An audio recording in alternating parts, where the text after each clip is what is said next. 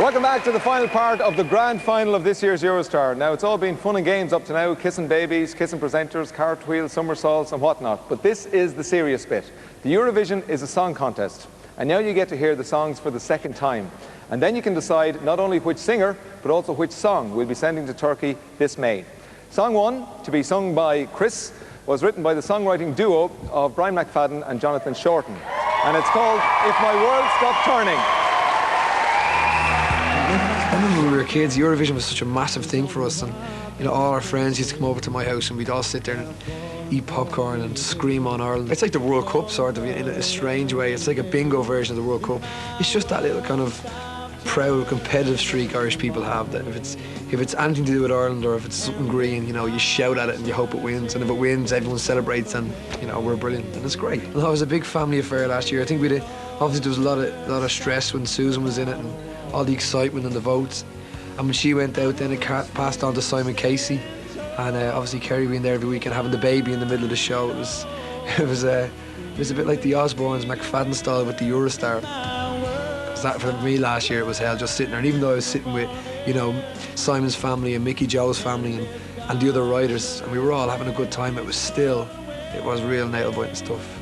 In a way, it was disappointment. I think it was just the whole competition on the night, and you know, people going, oh, Simon's going to win, and people going, oh, I think Mickey's going to win, and you're like, you just don't know what to do. And then when the camera's on your face and you're looking up and you're trying to look like you don't care, and it's like the Oscars, and when he wins, I'm like thinking to myself, you know, if it says Mickey, just make sure you give it one of them. You know, but you really want to go.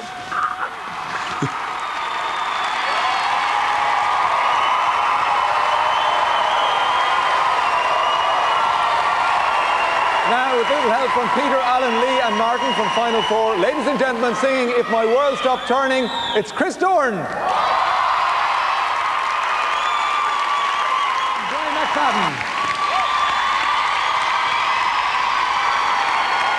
So, Brian, you were here last year. Yep.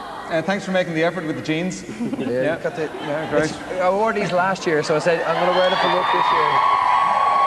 Do you reckon your songwriting has improved since last year? No. I just think, no, you know, obviously last year was very special, and I said after last year, okay, I've got to come back this year and got to write a better song and hopefully go one step further. So I feel I have written a better song than I wrote last year, but obviously it's up to the public. You're learning. They're great songs. I am learning. I have to say, here's one thing. Actually, I have to thank Phil Coulter, because Phil Coulter gave me a few tips after last year on what to do to make it more. He's a sort of a songwriting doctor, isn't he? He is. He's the doctor of songs. And maybe a surgeon. And I appreciate he gave me a few tips and a few pointers, and it has helped this year. Great. Brian McFadden, ladies and gentlemen. And hello to Kerry as well. And Sinead McNally, you're new to this game. I am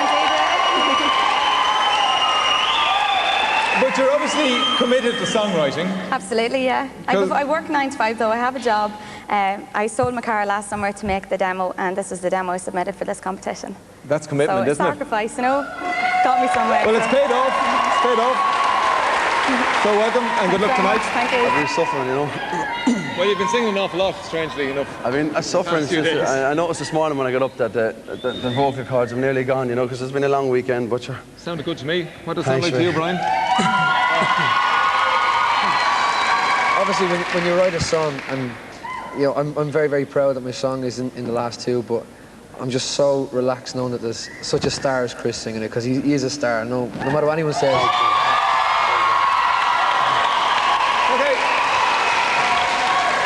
James Govan.